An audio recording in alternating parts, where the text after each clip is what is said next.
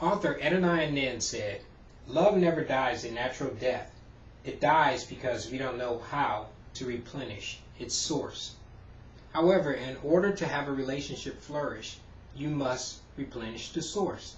Today I will share with you some information that will hopefully help you identify the source of that fuel, the stages that your relationship goes through, and how to avoid some common mistakes.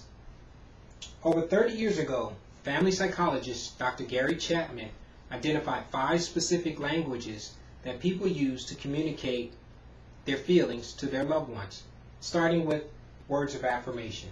This is verbal appreciation, using words to compliment and to motivate your partner to do and to be the best that they can be. The next is quality time. This is more than participating in activities. This is focused attention with the objective of building memories.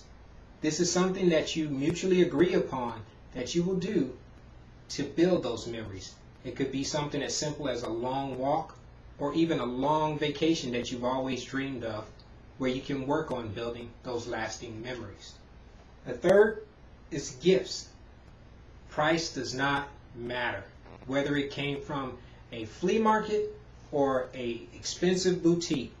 What it demonstrates to your partner is that you were thinking of them and you wanted to give them a token of those thoughts. The fourth is acts of service. This is physically doing something for them. It could be a chore or an errand. It demonstrates commitment to their well-being. It shows them that you want to make their life a little bit easier. And then finally, physical touch. Making physical contact, not just sexual interaction. It could be a simple touch on the shoulder, a hug, hand holding. Is physically making that contact to demonstrate your love and your affection for that person. Just like us growing up physically, relationships develop over time as well. The problem happens is when relationships moves into new areas and the participants don't move and grow with the natural progression of the relationship and the different stages that it goes through that we're going to cover now, starting with the stages of relationship with the romance stage, also known as the fantasy phase. This can last anywhere from 2 months to 2 years. You physically have some responses. You get those butterflies in the stomach. You're physically attracted to them. Biologically, your body actually produces extra endorphins when you're in their physical presence. After the fantasy stage, you move into the reality stage. Those endorphins that you felt a little bit earlier, they start to subside to a normal level, and you actually start to see them as humans. You start to see them as they really are. You start to notice some of the shortcomings that they have. You notice the good, the bad, and the ugly. But you make a conscious decision that you're going to stick with them, which moves you into the next stage called the power stage, or the stage of distress. This is where your relationship will either be made or broken. You start identifying the boundaries of that relationship, be it good and bad, acceptable behaviors are identified, and you start to utilize some conflict resolution skills that are going to be vital if your relationship is going to last. You got to use them to solve the problems in the power stage. After the power stage, you move into the friendship stage, also known as stability phase. This is where you've worked through those problems. Now you're starting to build some history with this person. But you do feel a sense of loss because some complacency may set in where you don't do some of the things you did before, but you have that loss of that feeling that you had during the fantasy phase. You start to exchange, though, that excitement phase that you had during fantasy for one of commitment, which moves you to the final stage, also known as the real love phase or the commitment stage. The Relationship Institute noted that only 5% of couples actually make it to this stage. You have a clear understanding of who you are as a person, but also you accept the other person for who they are. good, bad, ugly, their shortcomings, you work through some problems, you have just decided that you're going to commit and be with this person.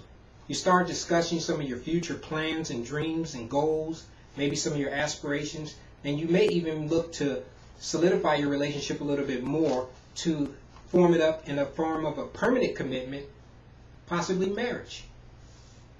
But just like all stages you go through, there are countless mistakes that can be made. And we're going to cover a few of those right now. According to relationship expert M. Farmer, we're going to cover the top 3, starting with avoiding jealous situations.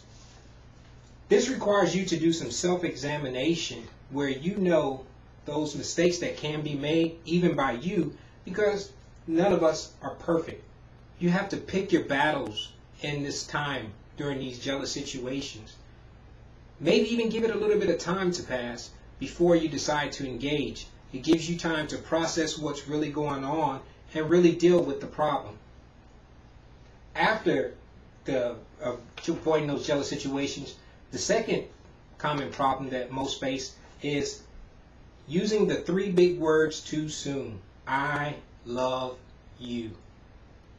You may pull the trigger too soon, which can scare someone off or even put some distance in a relationship and you have no idea why.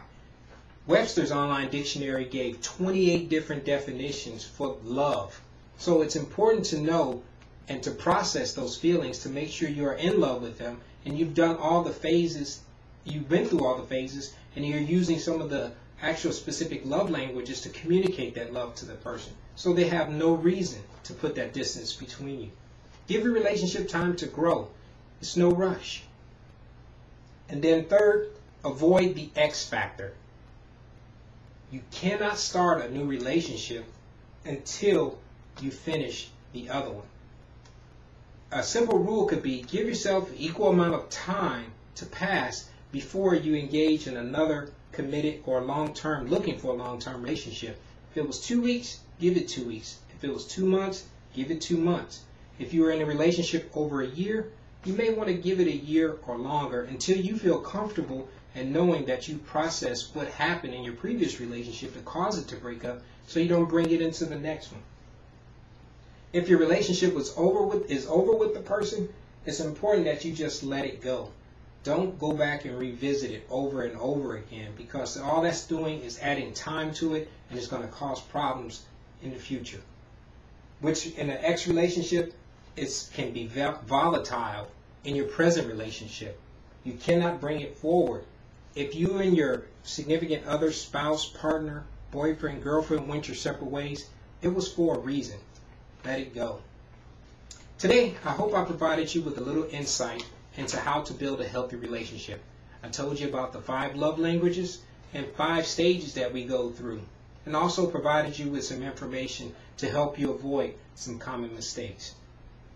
In conclusion, to remember, our greatest joy and our greatest pain comes in our relationship, as author Stephen Covey said.